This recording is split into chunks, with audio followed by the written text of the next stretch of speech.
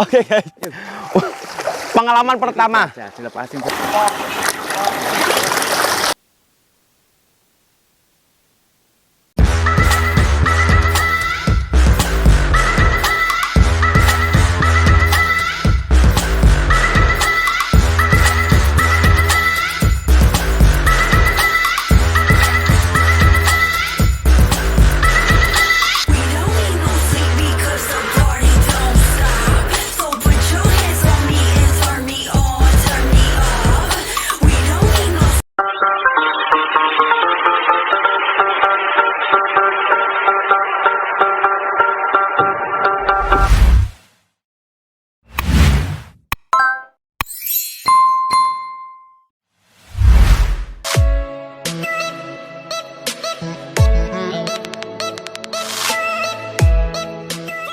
Halo, assalamualaikum warahmatullahi wabarakatuh. Kembali lagi di MU Official. Nah, kali ini kita sedang berada di sebuah desa yang bernama Desa Gabugan yang terletak di Sleman, Yogyakarta. Di sini edisi kali ini kita akan melaksanakan studi wisata kelas 8 SMP Islam Manbaul Ulum. Mau tahu keseruan apa saja yang ada di Desa Gabugan? Yuk ikuti perjalanan kami. Siap.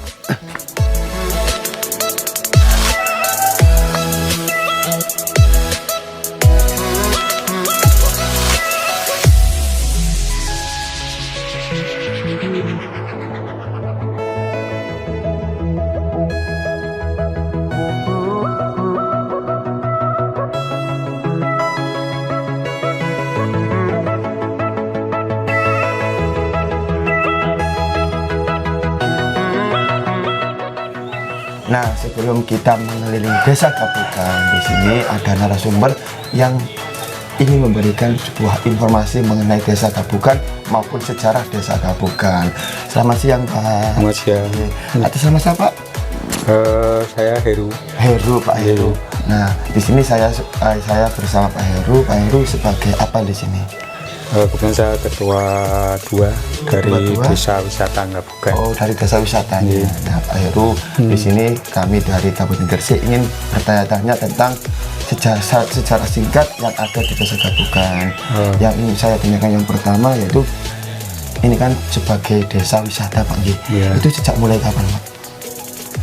Terima kasih. Mungkin sebelumnya Assalamualaikum warahmatullahi wabarakatuh. Waalaikumsalam warahmatullahi wabarakatuh. Mungkin perkenalkan, saya Heru Damarjati. Di sini kami selaku pengelola dari Desa Wisata Gabugan. Mungkin kalau sedikit cerita terkait dengan Desa Wisata Gabugan. Desa Wisata Gabugan ini berdiri sejak bulan Desember tahun 2004. 2004. Jadi ya alhamdulillah sampai sekarang masih bertahan. Oh, gitu. 2004. Berarti sebelumnya itu desa ini bukan sebagai desa wisata, Pak, ya? Ya, sebelumnya ya seperti desa-desa yang lain, ya istilahnya Desa Gabugan itu aja. Gitu. Sekarang dengan adanya kegiatan wisata ini, makanya sini lebih mungkin ya sudah banyak yang mengetahui bahwa kita istilahnya Desa Wisata Gabugan, ciri khasnya lah, istilahnya seperti itu. Nah, kalau sejak 2004, Pak, nah awalnya seperti apa, Pak? Kok bisa ini sudah dikenal banyak khalayak, banyak orang, banyak masyarakat sebagai desa wisata? Awalnya seperti apa, Pak, itu? Ya, sebetulnya awalnya itu ya kalau dari awal sekali itu kita kebetulan dulu ada pembinaan dari kabupaten terkait dengan pemandu wisata. Gitu. Nah, setelah itu kita tergerak untuk istilahnya mendirikan khususnya desa wisata ini di Gabugan ini. Jadi awalnya memang ada istilahnya pembinaan terkait dengan pemandu wisata awalnya seperti itu. Tapi memang sini sebenarnya waktu itu belum desa wisata, tapi kebetulan ada pembinaan dari Kabupaten Dinas Pariwisata waktu itu. Nah, terus habis itu di tahun 2000 pembinaannya di tahun 2002.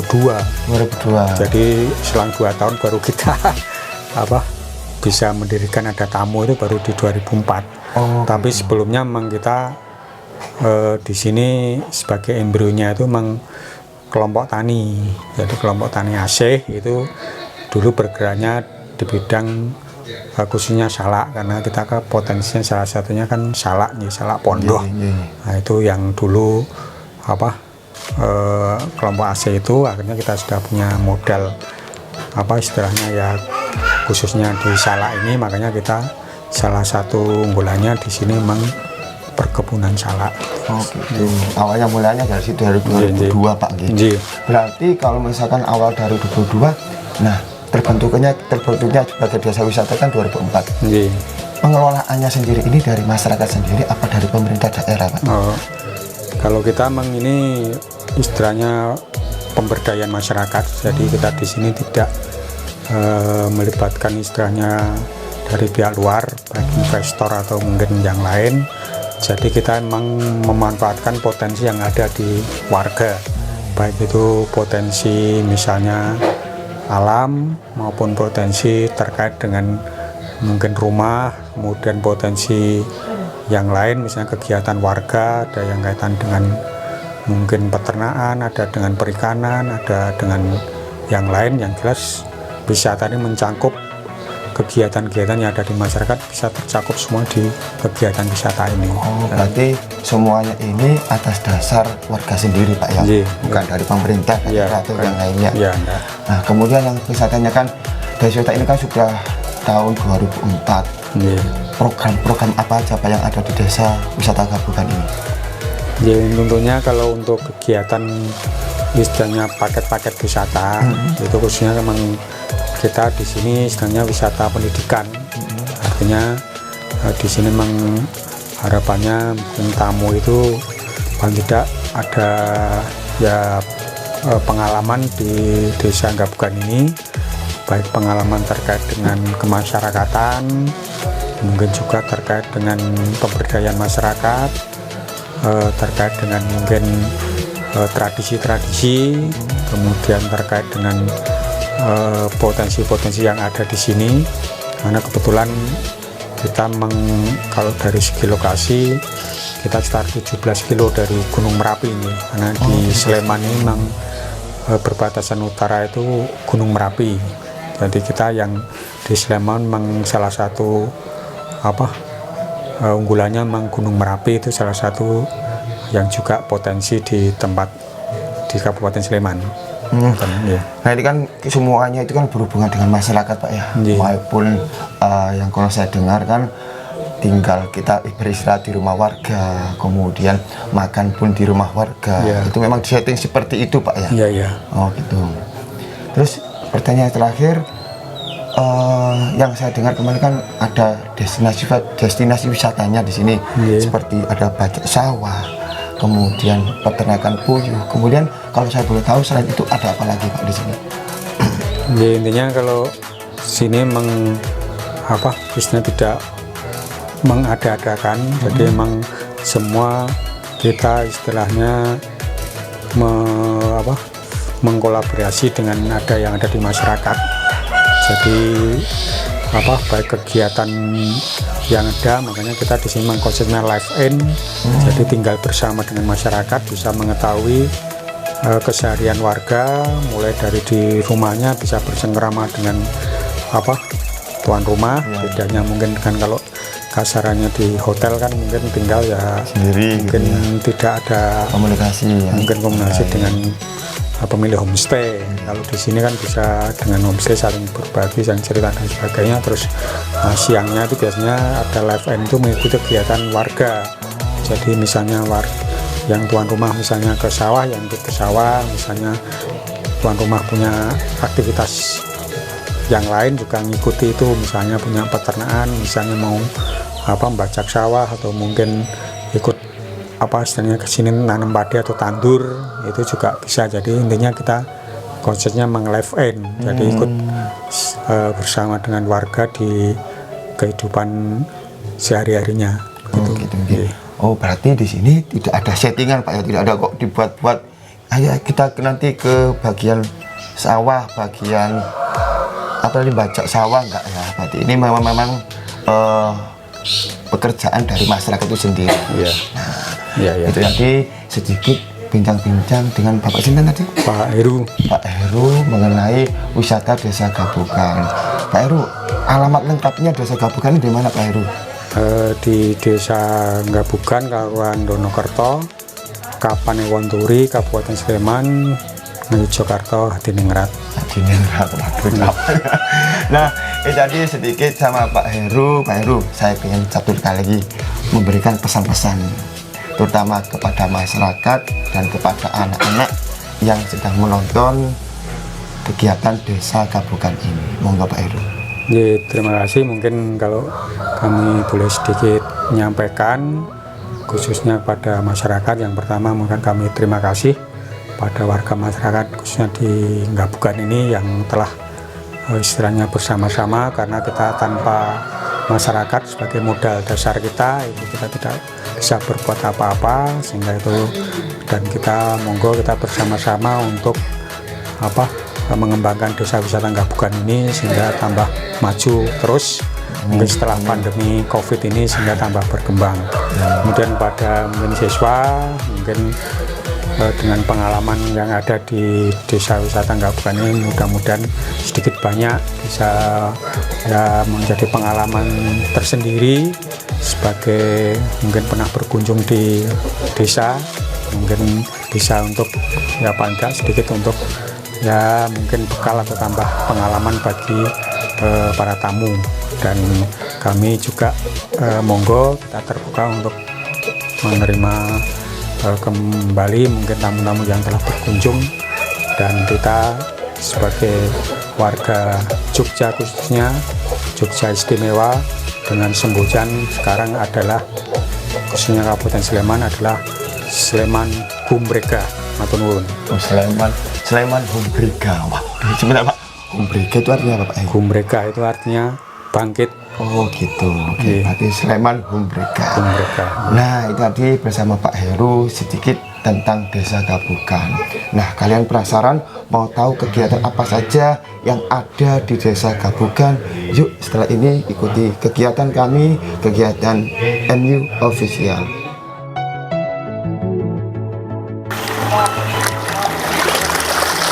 Nah, kali ini saya sedang berada di peternakan ikan lele dan burung puyuh. Nah, mau tahu bagaimana keseruannya yang ada di salah satu kegiatan di Desa Gabukan? Yuk ikuti kami di Desa Gabukan.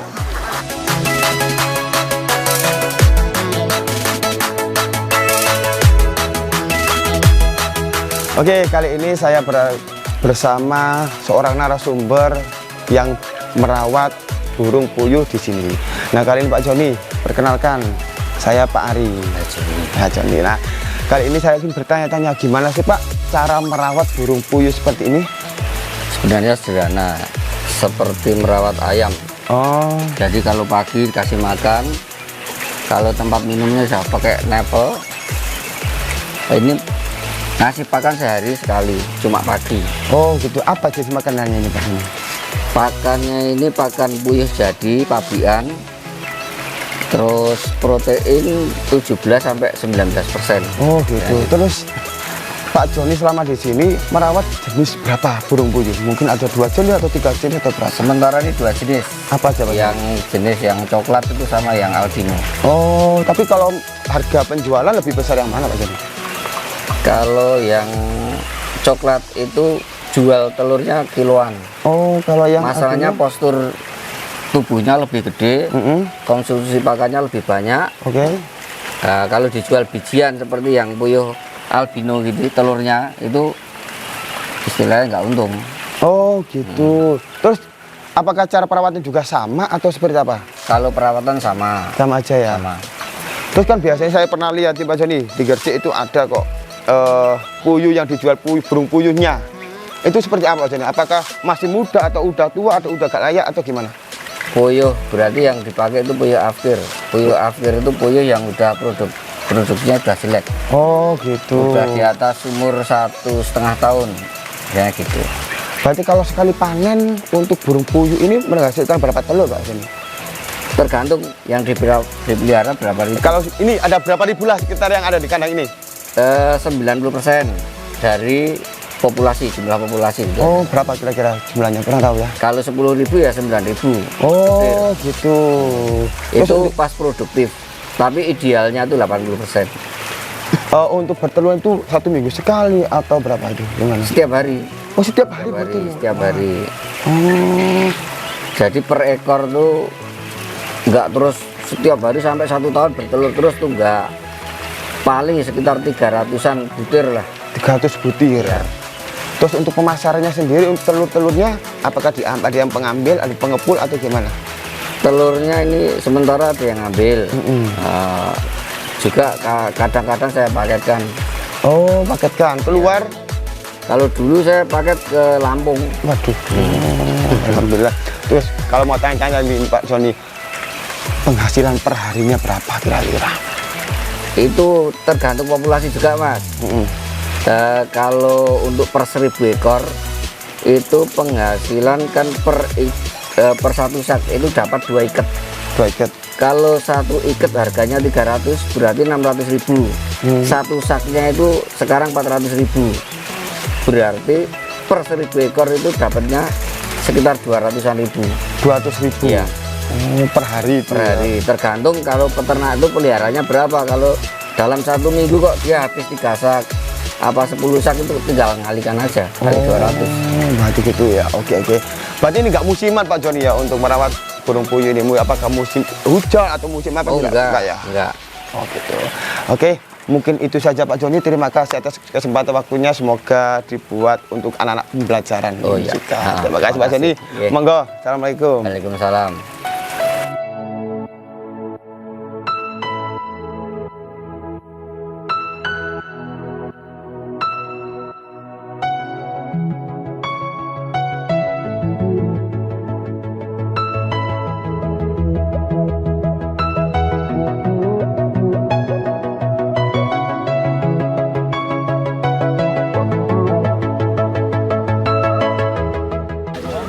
Nah, sahabat MU Official, kami sudah berada di kegiatan yang kedua, yaitu berada di Kebun Salak, salah satu destinasi yang ada di Desa Gapukan. Nah, kali ini kita berada di Kebun Salak. Kita kurang tahu jenis salaknya salak apa. Biar lebih tahu lagi, kita akan berbincang-bincang bersama narasumber atau petani salak yang ada di Desa Gapukan. Mau tahu keseruannya? Yuk ikuti kami.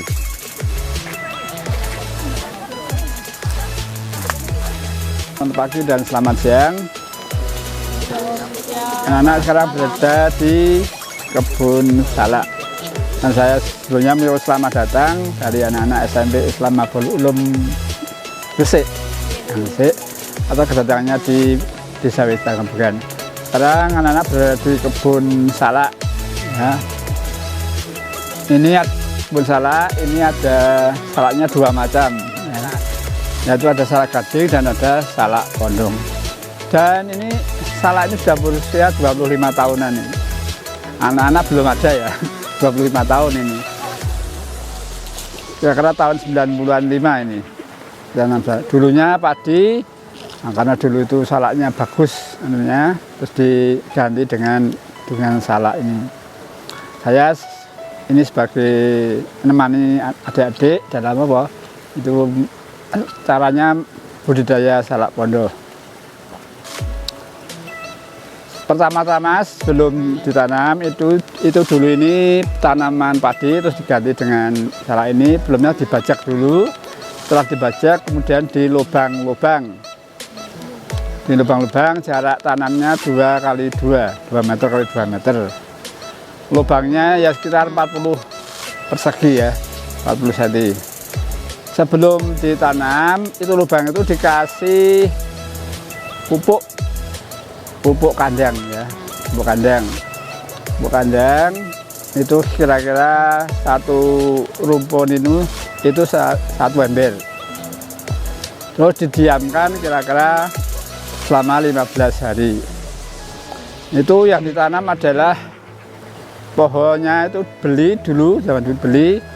Tidak bijinya tapi itu dulunya dicangkok ya, dicangkok ditanam setelah 15 hari ditanam, selama itu dari tanam sampai berbuah itu kira-kira 2 tahun. 2 tahun. Nah, sebelum 2 tahun itu sudah ada hasilnya. 6 bulan itu hasilnya adalah bibitnya, anaknya itu. Tapi juga jangan dicakok.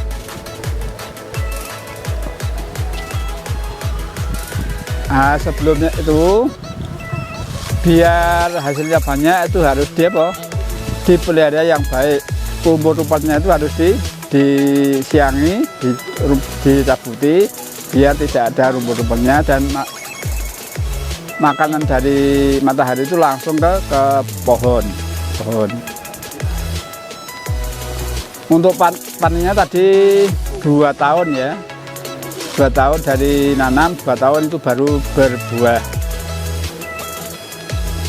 Terus selanjutnya ini salak ini suka dengan air ya. Kalau airnya banyak ya banyak, hasilnya lumayan. Nah, kalau musim hujan tidak masalah air dari hujan, tapi kalau musim kemarau dengan dialiri dengan ini lewat sungai ini. Paling tidak sebulan sekali, nanti giliran dari yang lain. Nah, terus ini menanamnya ini supaya baik tadi dengan setahun 2 kali dikasih pupuk kandang biar panennya bagus. Untuk selanjutnya ini dari dari bunga sampai matang itu 5 sampai 6 bulan ya. Kalau 6 bulan itu sudah tua sekali sudah, tapi 5 bulan itu sudah bisa dipanen. Itu adalah cara budidaya salak pondok. Nah, sahabat MU Official, ternyata di tanaman salak yang sudah ditanam oleh beliau ini di sini nanti ada 2 jenis, yaitu salak pondok dan salak gading. Nah, contoh yang salak pondok ini berwarna putih dan rasanya, coba ya saya ambil ya. Nah, ini dinamakan salak gading. Salak ini rasanya ada manisnya, juga ada sepatnya. Sedangkan salah satunya adalah salak pondok yang mungkin sahabat MU Official kenal ya. Di sini ada salak pondok tapi masih kecil. Nah, ini ada salak pondok. Jadi perbedaannya, kalau salak gading berwarna sedikit putih ini, sedangkan salak pondok warnanya seperti ini. Nah, oke, kita akan coba rasanya seperti apa.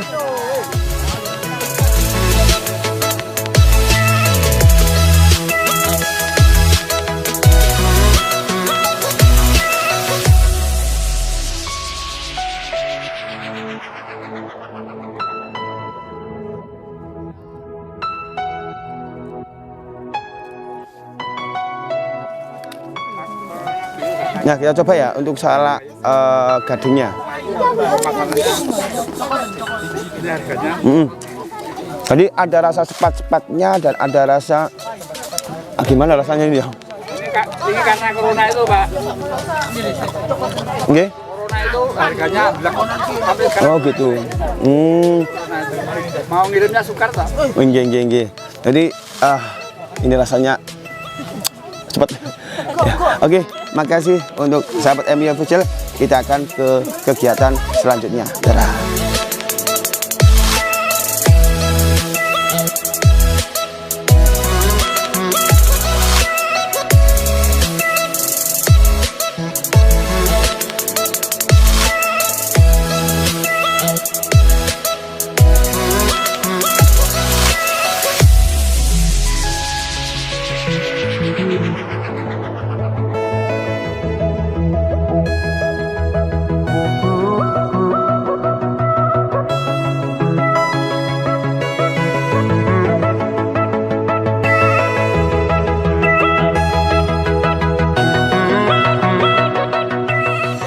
Karena apa, alatnya itu pakai ani-ani.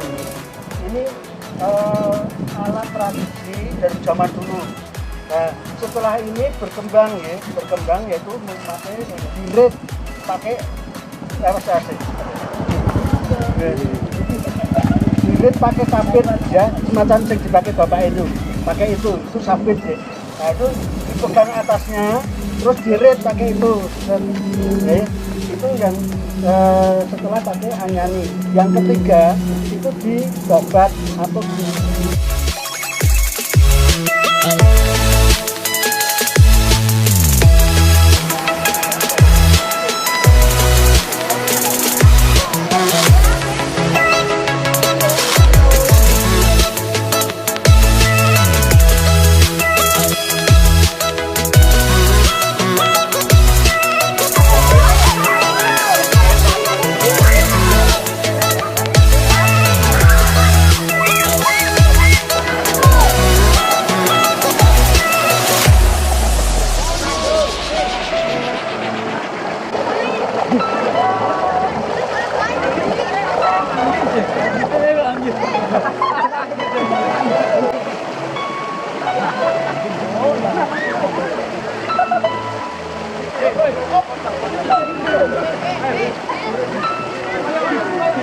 Oke, kali ini kita berada di destinasi terakhir di Desa Gabukan, yaitu bajak sawah.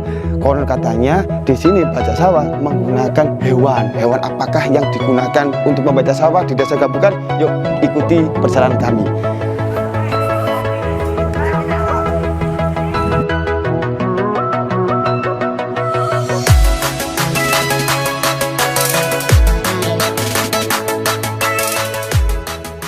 Nah, ini kita sudah berada di tempat bajak sawah. Ternyata hewan yang digunakan adalah sapi. Oke, coba saya ingin naik sapi untuk membajak sawah ini. Yuk. Nah, sahabat MU Official, kali ini kita coba wawancara nih sama bapak yang mengurus sawah ini. Bagaimana sih, kenapa kok harus menggunakan hewan? Kemudian apa sih fungsinya menggunakan hewan? Yuk ikuti saya. Assalamualaikum Bapak. Oke Bapak. Atas nama siapa Pak? Supriyanto. Bapak Supriyanto. Pak, niki alas yang pertama kenapa kok menggunakan sapi, kok tidak menggunakan mesin Bapak? Karena menggunakan sapi lebih bagus daripada mesin. Oh gitu Pak. Oh. Penghasilannya lebih mantap daripada mesin. Tapi kalau di Desa Gabukan ini tetap ada yang menggunakan mesin? Ada. Ada. Tapi sapi ini tenaga sapi tidak mampu, kan banyak lahannya. Oh gitu. Lahannya bisa pakai mesin dulu, baru pakai sapi ada. Ada juga gitu. Diulangi pakai sapi. Oh. Bagus. Tapi kalau jenengan pakai sapi dari awal atau tetap pakai mesin dulu? Dari awal sampai sapi terus. Sapi terus gitu. Oh alah. Pakai sapi kan rumput tidak tumbuh. Oh gitu. Tapi kalau mesin tetap tumbuh. Kalau pakai mesin cepat tumbuh. Terus sapi yang digunakan ini betina atau jantan? Jantan. Oh harus jantan ya. Oh gitu. Ada yang betina, tapi kan lebih kuat. Kekuatannya. Ya. Terus gini, ya harus berputar berapa kali Pak misalnya kalau merawat lahan seperti ini? Nah, ini yang lahan begini kira-kira kalau baru itu 8 rambahan itu loh, 7 rambahan. Oh gitu. Kan bisa lembut dari sampai bawah. Dari kan lemenya itu bisa mabul gitu kan. Bisa naik. Lebih subur daripada traktor itu loh. Oh gitu Traktor gitu. kan langsung menep gitu kan, kalau sapi diudak gitu. Hidup lagi terus. Berarti lebih efisien sapi tapi lebih lama gitu Pak ya. Oh gitu gini. Kan kalau traktor itu 1 kali langsung jadi, kalau sapi 2 kali. 2 kali. Oh berarti yang digunakan Desa Gabukan selain sapi ada nggak Pak? Mungkin kerbau atau apa, nggak ada ya? Dulu akan tuh. Dulu kerbau. Sekarang masih ada. Masih ada yang kerbau. Oh gitu. Ada juga sapi, ada juga kerbau. Ya. Nah itu jadi bedanya kalau misalkan menggunakan sapi katanya beliau lebih apa Pak tadi Pak? Bagus. Lebih bagus hasilnya Pak ya? Ya, Hasilnya juga lebih bagus daripada menggunakan traktor atau alat mesin. Nah oke guys, kali ini saya ingin mencoba nih Pak. Boleh Pak G? Boleh. Naik Pak G.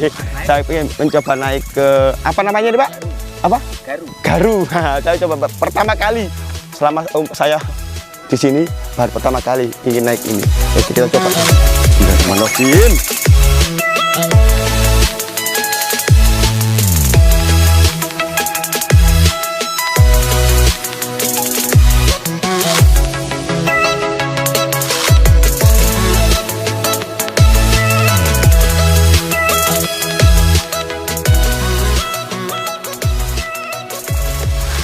Oh, nggak usah. Nanti tidak berhenti. Ini untuk apa? Belok. Ini mengatur. Tapi kalau kekuatannya ini kira-kira berapa? Satu hari gitu berapa putaran Pak kira-kira Pak sapi ini Pak? Wah, tergantung badannya sendiri. Oh, Tapi gitu.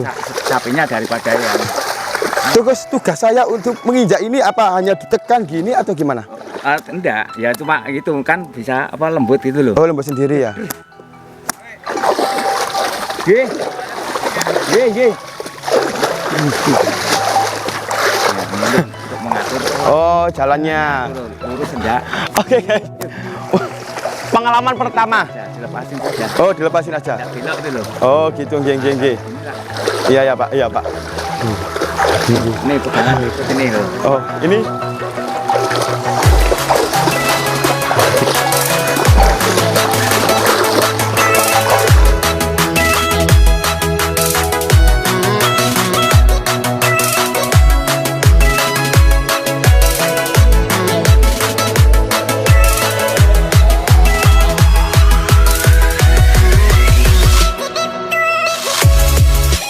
Yup.